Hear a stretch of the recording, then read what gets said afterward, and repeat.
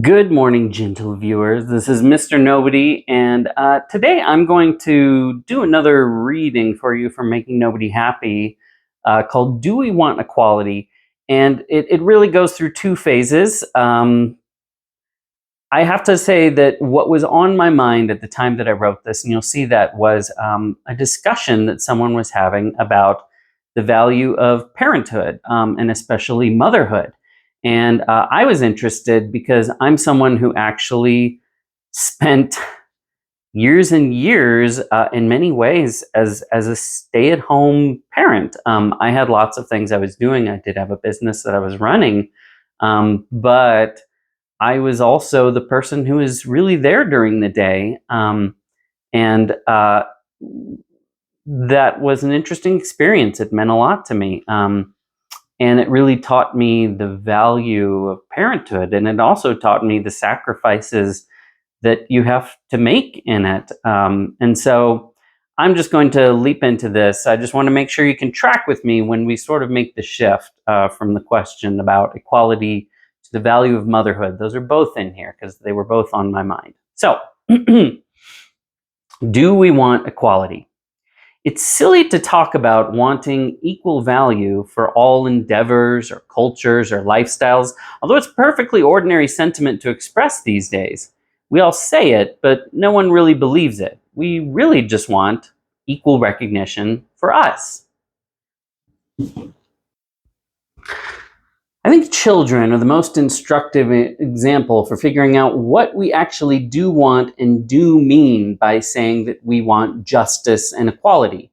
No child actually wants equal outcomes for everything and everyone, however much they may complain about wanting things to be fair. Fair to a child means I get the same benefits as you. Children have no interest in equal shares in punishments or poor outcomes. They also have little desire for others to share in any benefits that they have specially earned, and only a mild interest in sharing designated benefits. Almost no one really wants equal, equivalent value placed on all activities. If all choices were that equal, it could only be because they were equally meaningless. We want complex, appropriate value to be assigned to all endeavors and lifestyles. We want them to be given their due. That's justice. But we don't want to have to argue about what those appropriate values should be or admit that there is any discussion that actually needs to be had. We want to be able to assume our own prejudices and values so we don't have to think about them.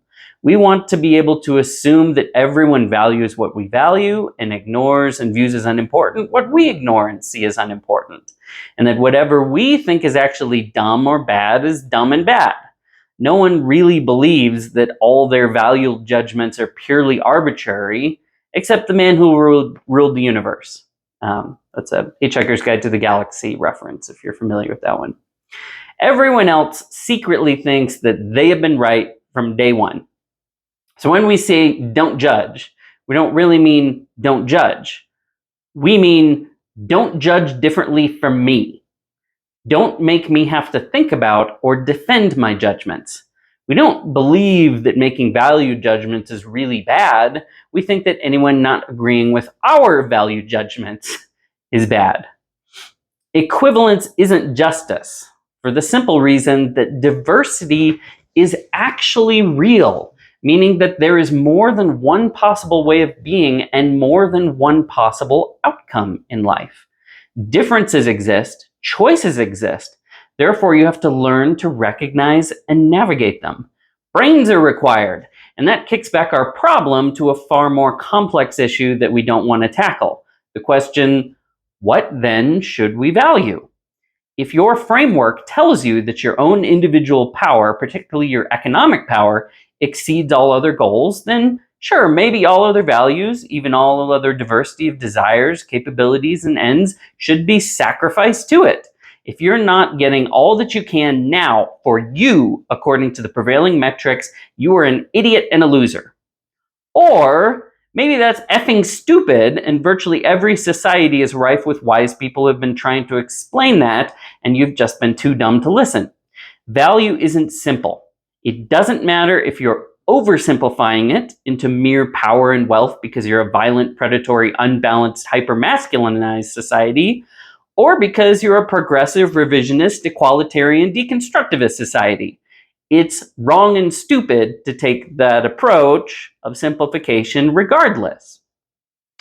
So now I want to talk about motherhood, which is something that is still honored some, but far less than it used to be.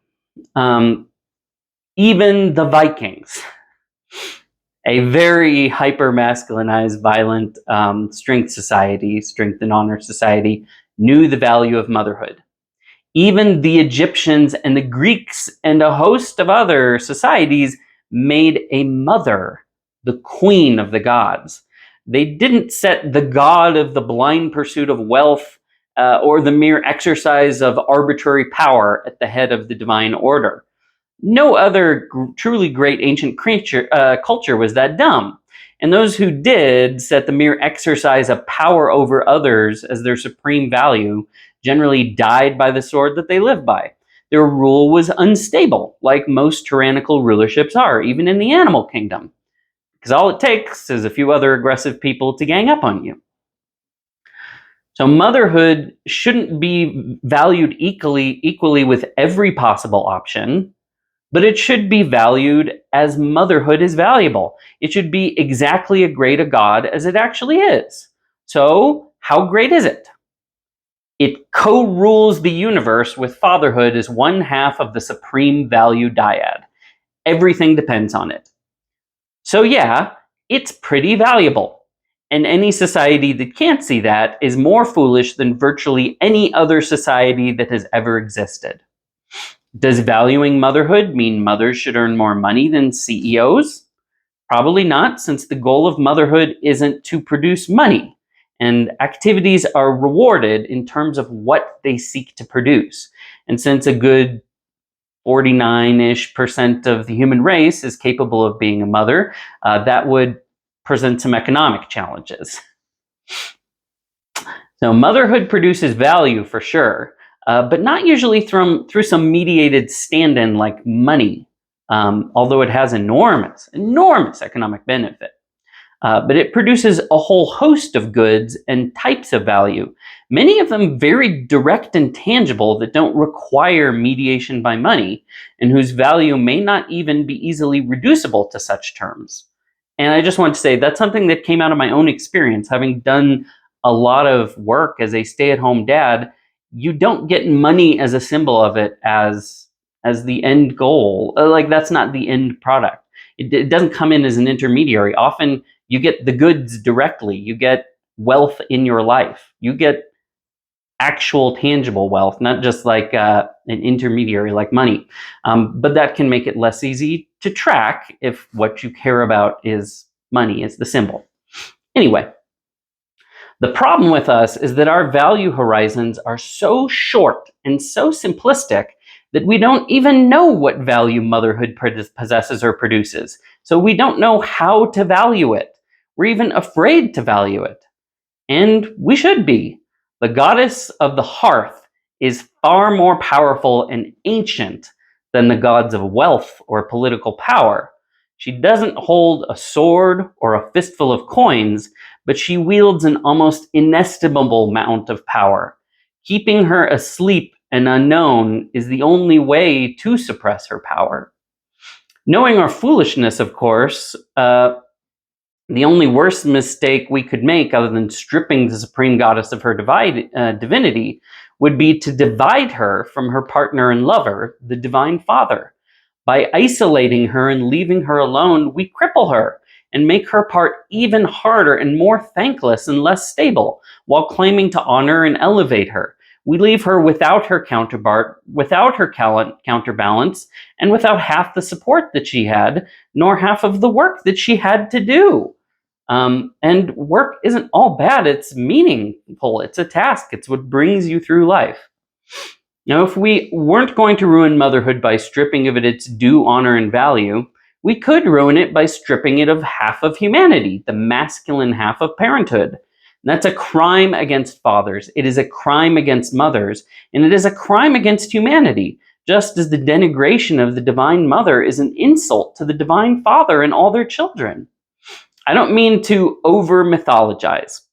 Mythology is just a convenient way to encapsulate value hierarchies that might other remain tacit and inarticulated.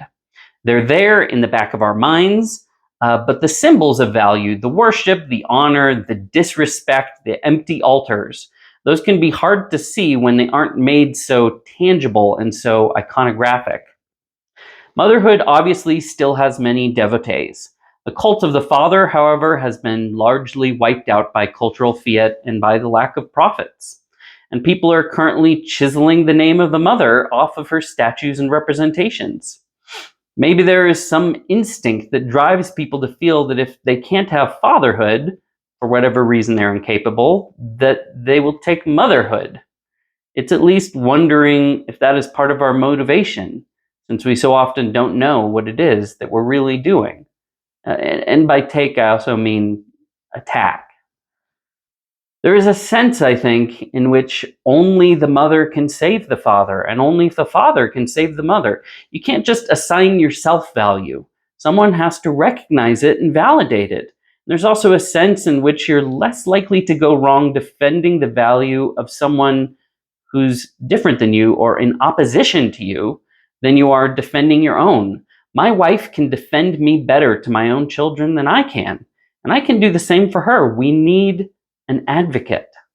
I'm not ashamed to say that men need women to help them and to advocate for them, to love them and defend them and challenge them.